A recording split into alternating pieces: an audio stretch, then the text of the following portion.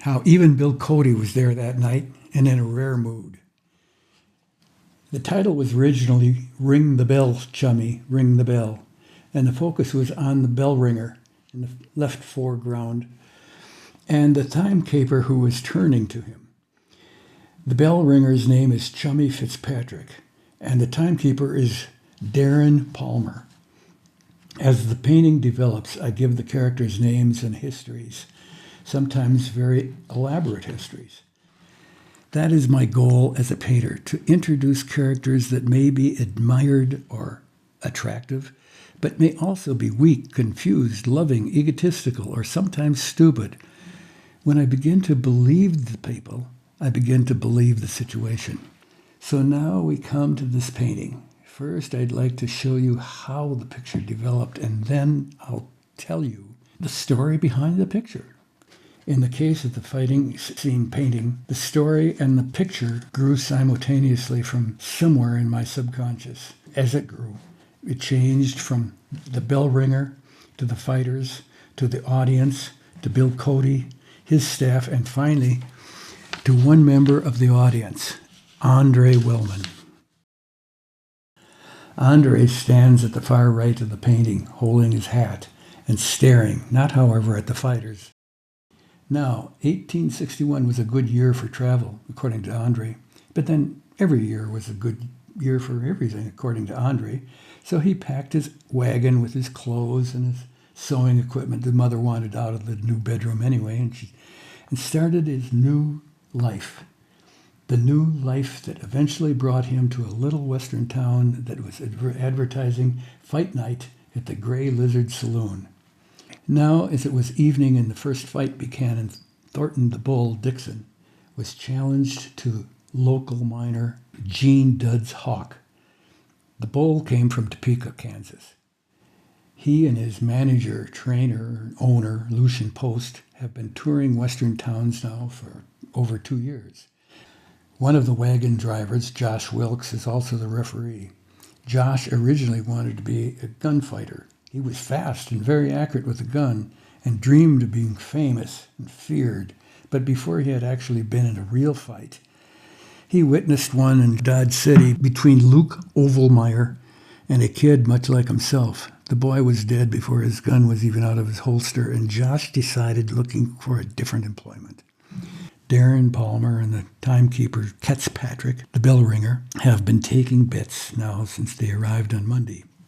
The surprise guest, the title character of this painting, came in about an hour before the fights began. Daryl Silkworth, the bank manager and an amateur lawyer, also known as the town ego, upon hearing that Buffalo Bill was in town and the saloon, made a big show of walking in, siding up to Mr. Cody, and with unhidden arrogance introduced himself. In the case of Bill Cody on the ladder, I hadn't yet decided to have Bill pouring beer on the ego's hat, but when the idea came, I couldn't resist it. The Oxy Finster works in the saloon steadying the ladder. Oxy is an idiot. Also working there in the right now, sweeping up the cigar butts and other trash, is 12-year-old Bobby Yutz. Bobby is a chain smoker and sort of smart aleck, but is also funny, likable, and favorite of the upstairs girls. Not a client, but perhaps in a year or two. Olivia Buxton, nee Olery, in the center foreground, is, as you see, a waitress and only occasionally works upstairs. Clara Van Monk always makes more than anyone. Clara is the blonde in the center of the stairs and a favorite here and around town. The other girls, Pearl Lucas sitting on the stairs above Clara, and below her, dark-haired Bonnie Bowen and light brown-haired Sister Pola, have been working here practically since it opened. Bummy Taylor is now the senior partner. Chester Guys, the bald man in the far right, and standing just behind Bummy is a minor owner but does most of the work. A few bartenders, way in the back, make up the staff of the Gray Lizard. The rest of the assemblage are patrons. It's been a reasonably warm afternoon, and with the heat given off by the oil and gas lamps, the crows and the energy of the fighters, it has become hot in here. The water tank in the foreground helps a little bit, but cold beer is much better and has been flowing steadily now for several hours.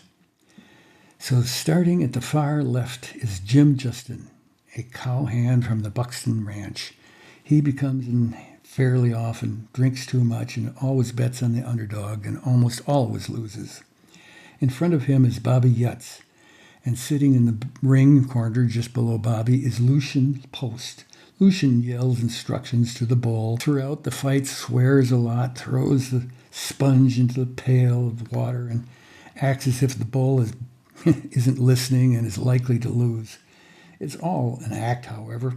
Although the bull occasionally staggers and looks winded and hurt, he never actually loses. The money is safe. Sitting just around the corner from Lucian is Gummy Lupus. Gummy has no teeth, no brains, and no home. He lives in an overturned wagon behind the feed store. The group in the center, below the stairs, all works at the Lazy Z Ranch. Munch Grandview at the top left of the group, good at his job, but is angry and has been ever since his brother ran off with his girl 14 years ago. Just behind Munch is Dick Collins. Dick, though quiet and somewhat withdrawn, appears to be very intelligent. The truth is that because he can't think fast enough or answer, "How are you?" Once he asked, "Where have you been?" He started to answer, "Gone hunting," but he couldn't remember the word for hunting, so he just left it off and said, "Gone," and was thought as creative and deep. Next to Chico Talavera, Chico has a wife, sort of, and 14 children. He believes to be his back in Mexico. He often makes plans to go back there and add to his family, but every time he gets together enough money to the trip, somebody suggests a drink, and in front of these three, sitting with the cane, is Git Chummy. Git is the foreman of the ranch, also helps out as a hand. He's fine on a horse. He just was trouble walking since fighting a losing battle with Old Saka, the bull with a temper worse than Munch's. Git plays guitar. Last is Pedro Gonzalez, called Ped. He's happy when he's drunk. When he's not drunk, well, no one knows. In the foreground at the left is Big Ned. Ned was, in his younger days, a scout for the cavalry, then became a mountain man, and is now a drifter. He has 2 mules and a tent. Ned was for a time thinking of joining up with Jasper Potty, to become prospectors, but Potty's tall stories and imagined history soon became apparent to Ned, and he changed his mind. Potty stands behind the water cooler with Grumpy Gunner Mitchell, GG as he is called. Once was an Indian fighter. He now is sheriff here and the only one carrying a gun. The old man behind the sheriff, helping himself to a drink from somebody's unguarded bottle, is Abbott Bobsby, a semi-retired doctor, uncle to Chet Bobsley, standing beneath the sconce on the far wall.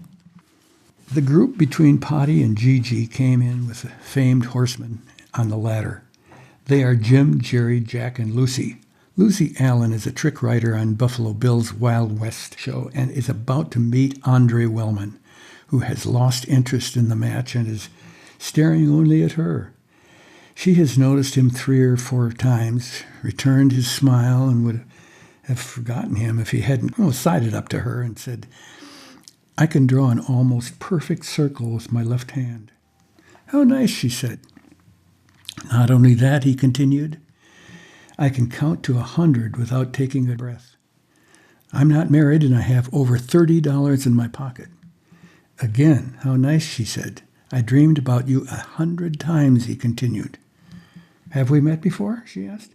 "Well, no, I probably should have said that I planned to dream about 100 times. It was about then that the bull caught Dodd's hawk with a left-right combination that sent him into the ropes and collided with Lucy's shoulder. She tumbled back into Andre's arms, and he caught her, and with very concerned look on his face, inquired, "Are you okay?" Noticing his almost panicked expression, she smiled and said, "Oh, I'm fine," and then added, but thank you. The reason I'm not married isn't because scores of beautiful women haven't asked. Oh, no, well, when you're as handsome as I am, no doubt you've noticed how handsome I am, and tall. I'm actually a lot taller than I appear. It's a constant battle to remain single. And then with all that money, I mentioned the $30, didn't I? Over 30, actually. I think it's $30.28. Are you married? Now that takes us up to the present, when the picture takes place. But of course it doesn't end here. While I paint these pictures, I dream up stories, not only stories about what's going on in the picture, but stories about the pasts, presents, and sometimes futures of the characters appearing in here. To me, these are real people. While they come mainly out of my head rather than from models, as they develop from rough sketches to more finished drawings, and often paintings, brought to various degrees of finish, their lives develop along with their images. I don't intend to record every nuance of their individual histories, and I hope that the viewers feel free to inject their own backgrounds and personality traits to the subjects portrayed here. I do want to tell some of their stories in order to explain why the project was started and how it developed. Andre didn't even appear in the first pictures. I just started with the traveling boxer and his entourage, and the original title was Ring the Bell, Chummy, Ring the Bell. Then the idea of celebrity showing up occurred to me, since Buffalo Bill was also traveled around and seemed to be a good choice. And this, of course, opened up all sorts of ideas and sub-stories. The town ego seemed a likely one, and how Billy Cody would react to this phony stranger. Of course, by this time I felt I was no longer in charge of the project, but was being dragged along like the story reporter. Then came the idea that Bill would likely have with him members of the troupe. And that's how Lucy Allen was born, along with a future suitor, Andre Wellman. And out of this grew the future. Andre is a costume maker, and the Buffalo Bill show needs one. So he has a new career, and Lucy has a new love.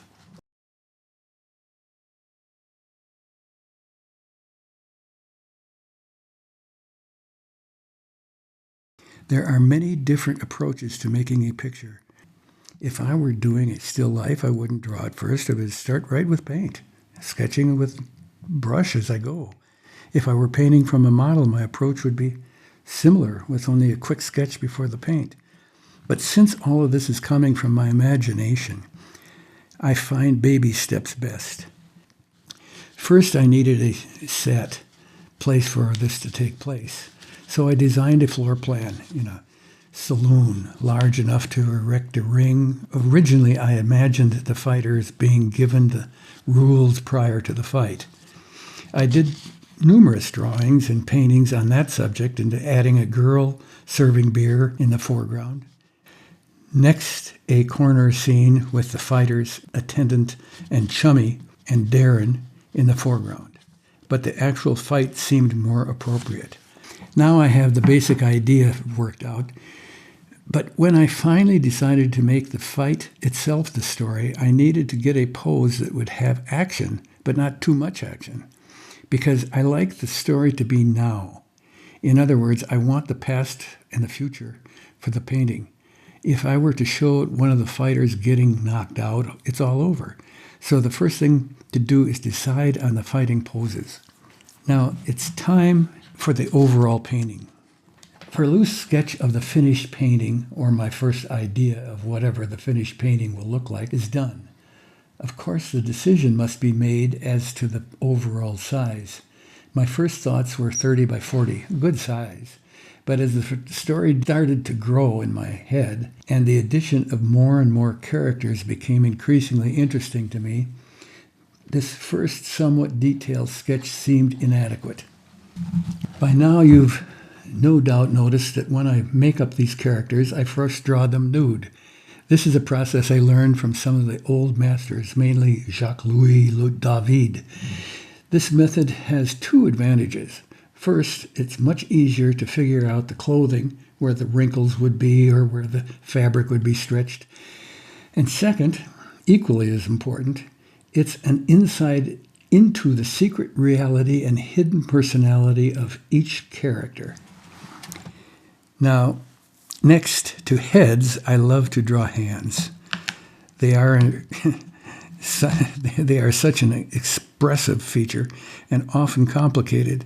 If I don't have a photo in the right position, and I usually don't, I draw them in a mirror, flipping the drawing if I need the left hand. When I have had enough complicated sketches to fill an overall composition, I start. In this case, I'd decided the picture was going to be big. I had a canvas stretched 5 feet high and 7 feet long. I started the piece in charcoal by projecting my small drawings onto the canvas. For this process, I use an opaque projector. This is a small machine like a slide projector with mirrors inside to project drawings or photos to the surface to be painted. I use charcoal because it can easily be changed or corrected. My painting, particularly in the large ones, are a long continuing process of corrections. When the entire picture has been drawn, my real job begins. Now I try in charcoal to complete a finished canvas, like one large black and white picture of the final painting. When I'm satisfied with the drawing, I spray it with fixative to secure the charcoal, and then start the painting. This I do with acrylic paint, a water-based plastic medium that dries very quickly and is permanent. During all these stages, I try to correct and improve the final picture. So now I have the painting finished in acrylic, and I'm ready to start the final painting in oil. Now the main colors have been worked out, but because this painting is so large, some simplification is necessary. So with a thin coat of oil colors, I paint an overall wash of paint as above. Since the paint is thin and it only tints the underpainting and allows me to repaint each character, letting the new background color prevail. Now I've completed a 7-foot painting of a fight scene, but I'm not satisfied. New characters were still forming in my head when one night I dreamed about Buffalo Bill showing up to watch the fight. I loved the idea and as I imagined what I might have occurred. Well, I think the story I wrote will tell the rest. I must add, however, that since the 7-foot painting wasn't good, as I hoped, and with the addition of my new thoughts, I decided to use the 7-footer as a color sketch and start over this time at 8.5 feet. You must remember this is fun. If it were work, I wouldn't be doing it. When this stage is complete, I start the painting process over in oil paint. Oil covers acrylic and is permanent, not the other way around. Somewhere in the acrylic stage of this procedure, I wanted to know how the oil lamps would work to illuminate the ring, so I bought a few, hung them from my ceiling, and lit them, and found that 2 or 3 would be very inadequate. So I added several more. So now I'm finished and left with 2 feelings, one of satisfaction and one of depression. I like the painting and am satisfied with the result, but I'm also suffering with a feeling best described as postnatal depression. For the past year, this painting was dependent entirely on me, and now it's over, and the painting is up for adoption. I never felt good about selling a painting. Oh, I'm complimented, of course, and like the money. But the painting is like my child. I grow to love it over time. I never believe the buyer will love it as much as I do. It helps if I can get started on another project. But after one as large as this, I need a break. I will often turn to sculpture or writing, or in my younger days, I would go to Europe or somewhere exotic, and that's beginning to seem more like work now. So I frame it, put it in a gallery, and secretly hope that it doesn't sell. Thank you for your interest.